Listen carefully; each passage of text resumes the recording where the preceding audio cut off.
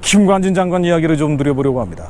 왜 이 색안경을 끼고 보고 있냐라고 하실지 모르지만 다른 안경이 없었어요. 양해해 주십시오. 김관진 장관 이야기 지난번에 드렸지만은요, 매우 상징적인 인물이에요.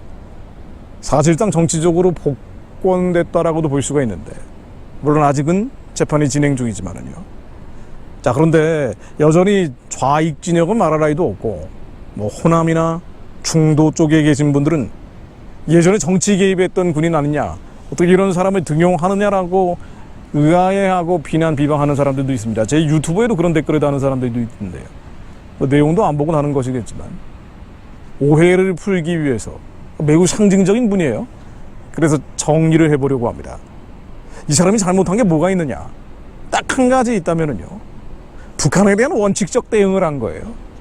북한에 대해서 헌법적으로, 법률적으로, 원칙적으로 대응한 것이 유일한 잘못입니다. 예를 들면은요, 이분이 등용된 것이 2010년 11월 26일이죠. 23일날 연평도 도발 이후에 3일 뒤에 등용이 됐는데, 워낙 정치적으로 뭐 이러쿵저러쿵 얘기하는 스타일이 아니기 때문에 야권에서도 괜찮은 사람이다 라고 했을 정도입니다. 그런데 이분이 연평도 도발 직후에 등용이 돼서 북한의 서해 포격 훈련을 실시합니다. 이 서해 포격 훈련은요, 굉장히 북한이 겁을 먹었던 거예요. 그래서 이런 훈련하면 한번 더 도발하겠다, 재도발하겠다라고 공갈 협박하고 있었고요. 중국과 러시아도 하지 말라고 겁박을 하고 있었을 정도입니다. 게다가 비행기 편대가 떠서 미사일을 쏘지 않고 훈련하고 돌아오는 것이기 때문에 쏘지 않고 돌아오면은 폭발할 가능성이 있다는 거예요. 부하들도 말렸답니다. 이렇게 하면 안 된다고. 그런데 김관진 장관이 원칙적으로 단호하게 대응한 겁니다. 자, 그랬더니 어떻게 됐냐면은요, 이 서해 포격 훈련하기 바로 하루 전날 김정일이 꼬리를 내린 거예요. 겁을 먹어버린 겁니다. 그러면서 경거망동하지 말라고 북한군에게 특별한 지시를 내린 겁니다. 그도 그럴 게, 만약 한 번 더 도발했다가는 한국이 응징을 한다는 것은요, 분단 이후에 있었던 일이 아니란 말이에요. 우리는 계속 얻어맞았던 겁니다, 일방적으로. 왜냐면은 확전되는 걸 원치 않기 때문에. 전쟁을 원치 않는다고요. 그러면은 경제에 영향을 미치니까. 그런데 이번엔 안 되겠다. 이 천안함 폭침 때 사람 그렇게 죽여놓고, 연평도 도발 때 또 사람 죽여놓고, 이런 일이 반복돼서는 안 된다. 김관진 장관의 확고부동한 신념이었기 때문에 강하게 나간 겁니다. 그랬더니 어떻게 되는 거 아니? 깨갱한 거예요. 김정일이, 야, 경고망동 하지 마, 가만히 있으라고 한 겁니다. 그래서 무사히 훈련을 마친 거예요. 그리고 김관진 장관이 있을 동안에 한 번도 북한이 도발 안 했습니다. 그러니까 쟤네들은요, 깡패 집단이에요. 마적 집단입니다. 산적 집단. 그러니까 마피아 집단이란 말이죠. 마피아 영화에는 멋있게 나오지만은 피도 눈물도 없는 놈들이에요. 그냥 살인과 사륙을 일삼는 자들이란 말이죠. 이익을 위해서, 도를 위해서는 조폭보다 더 나쁜 놈들이란 말이죠. 정권의 속성이 그렇단 말이에요. 왜냐면 바알 재단이기 때문에, 아셀의 목산이기 때문에. 그래서 저 신상들은 깨뜨려야 되는데, 어쨌든 이 사악한 정권이 겁을 집어먹은 겁니다. 힘을 강하게 나가니까, 강한 힘으로 나가니까. 그러니까 우리 분단 역사에서요, 제가 나중에 통계 한번 말씀드릴게요. 유화적으로 나가면 나갈수록 북한은 더 도발했습니다. 그러니까 가장 많은 도발을 했던 게 예전에 군사정권 때가 아니에요. 권위주의 정권 때가 아닙니다. 오히려 문민정부, 좌파정부 때 도발을 더 많이 했죠. 그리고 기억이 나는 거는 이명박 정부 때 천안함 사건, 연평도 사건, 요게 기억에 각인돼서 그러지요. 도발의 빈도와 또 강도를 따져보면은 좌익 정권 때 훨씬 심했단 말이에요. 문민정부 때 훨씬 심했단 말이죠.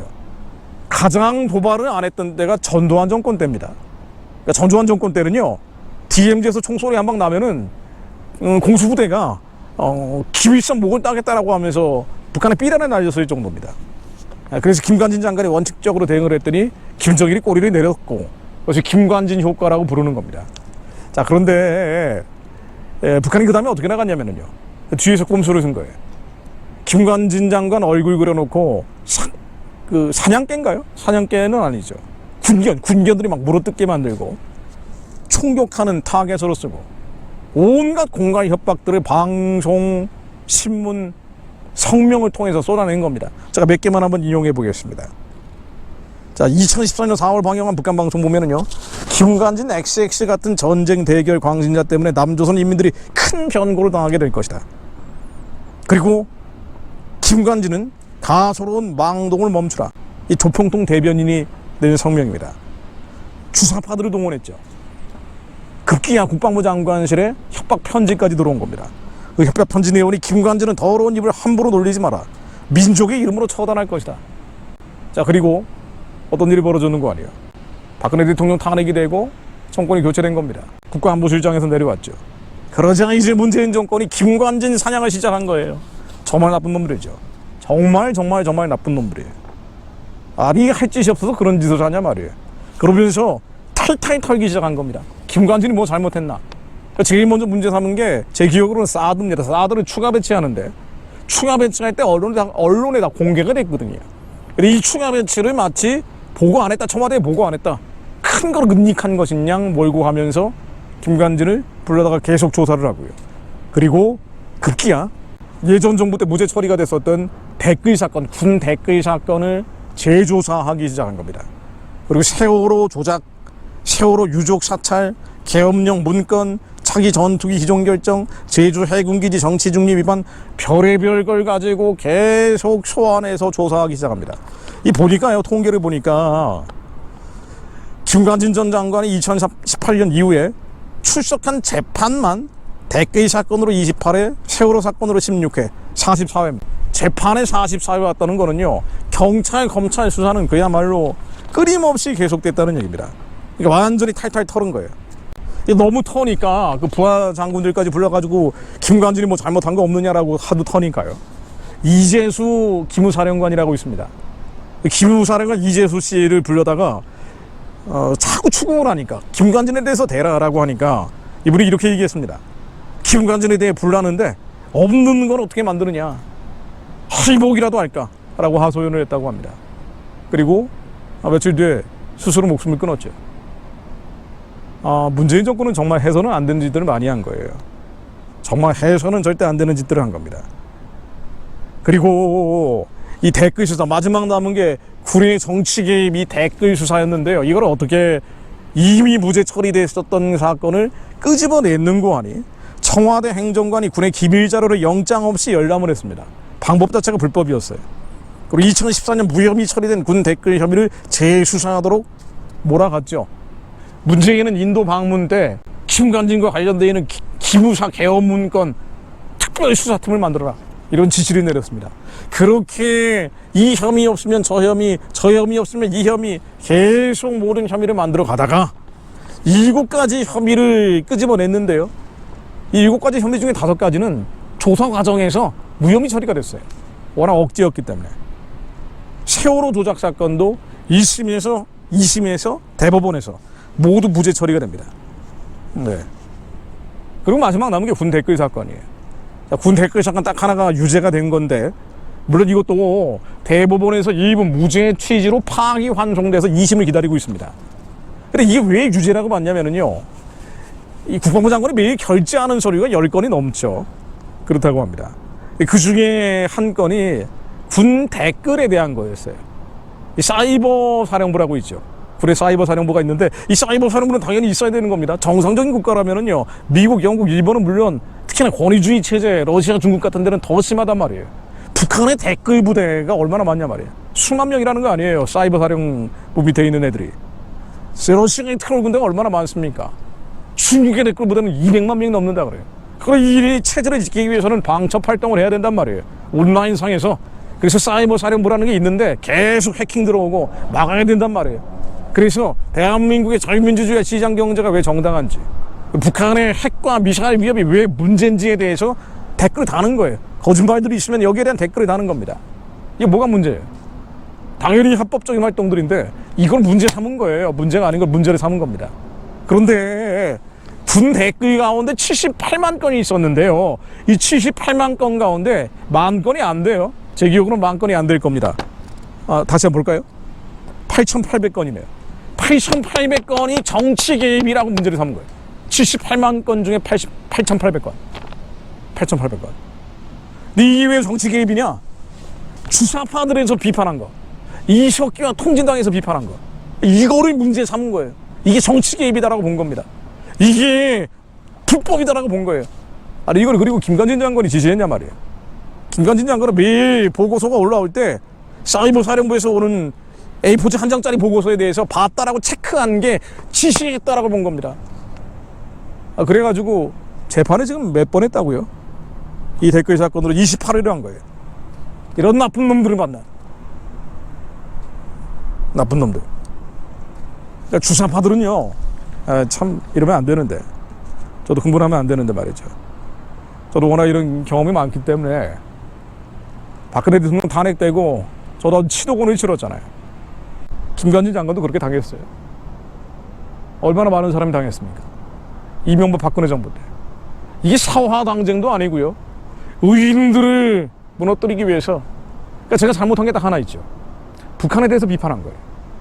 북한에 대해서 생방송 중에 계속 비판한 겁니다. 주사파에 대해서 비판한 거예요. 저처럼 비판한 사람이었기 때문에. 안 된다, 이거는 기비선 망령들인 것이다. 반역하는 것이다. 이 시스템으로 무너져야 된다. 그랬더니 이 난리가 일어난 겁니다. 김관진 장관도 원칙적으로 대응한 것밖에 없어요. 그래서 저도 변호하는 겁니다.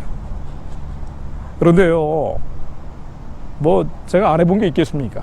이걸 어떻게 회복시켜야 되나 하고. 방법이 없습니다. 하나님이 개입하셔야 됩니다. 무기력해 보이죠? 야, 뭐 열심히 해야 되는데 너 보겠냐? 아니요. 우리의 힘으로 누구로 할 수 없어요. 악신 들려 있는 자들이기 때문에. 죽이고 도둑질하고 멸망케 하는 영에 잡혀 있어요. 우리 힘으로 누구로 할 수 없습니다. 하나님이 개입하셔야 됩니다. 그래서 기도해야 되는 거예요. 우리 스스로 의인이 돼야 돼요. 그러지 않으면 악인들이 무너지지 않습니다. 우리 안에 있는 악이 제거되어야 됩니다. 여호와 앞에 성결한 자들이 되어야 됩니다. 제가 왜 이 광야에서 맨날 기도하고 있습니까?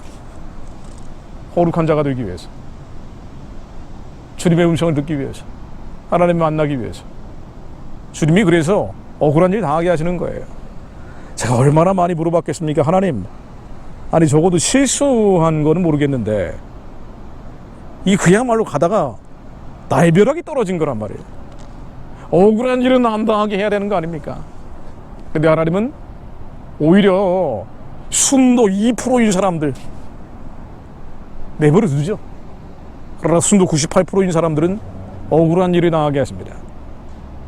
상실감과 패배감과 원통함을 갖게 하는 상황으로 몰고 가십니다.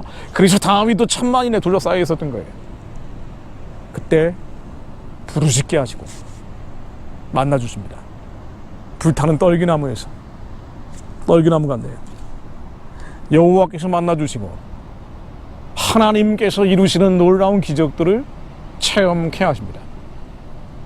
말씀이 실제임을 믿게 하시며 이 말씀이 우리 인생 가운데 실제가 되게 하시며 나라와 민족과 열방 가운데 이루어지게 하십니다. 말씀 읽고 기도하겠습니다. 시편 34편 15절로 여호와의 눈은 의인을 향하시고 그의 귀는 그들의 부르짖음에 기울이시는도다. 여호와의 얼굴은 악을 행하는 자를 향하사 그들의 자취를 땅에서 끊으려 하시는도다. 의인이 부르짖으면 여호와께서 들으시고 그들의 모든 회의 안에서 건지셨도다. 여호와는 마음이 상한 자를 가까이 하시고 충심으로 통회하는 자를 구원하시는도다. 의인은 고난이 많으나 여호와께서 그의 모든 고난에서 건지시는도다. 그의 모든 뼈를 보호하시며 그 중에서 하나도 꺾이지 아니하도다. 하나님 이 말씀을 믿습니다. 주님께서 의인을 보호해 주심을 믿습니다. 제가 이렇게 많이 당했지만은요, 김관진 장군도 이렇게 당했지만은요, 결국 살아남았습니다. 주님이 의인의 뼈를 꺾지 않으십니다. 제가 이 이국 땅에서 혼자 기도만 하고 있지만은요, 주님께서 의인의 뼈를 꺾지 않으실 걸 믿습니다. 신발이 해지 않게 하시며 옷이 떨어지지 않게 하시는 하나님을 감사드립니다. 주님이 눈동자에서 저희들이 사랑을 발견합니다.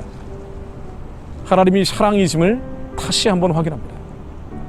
우리를 버리지 않으시는 분이며 사랑하시기에 억울한 일도 당하게 하셨고 원통한 일, 섭섭한 일, 온갖 미칠 것 같은 상황들을 하나님은 겪게 하셨지만 사랑하셨기 때문에 우리의 남아있는 2%의 악을 완전히 없애버리기 위해 성결하고 정결케 하기 위해 저희를 사망의 음침한 골짜기로 몰아가셨음을 알고 있습니다.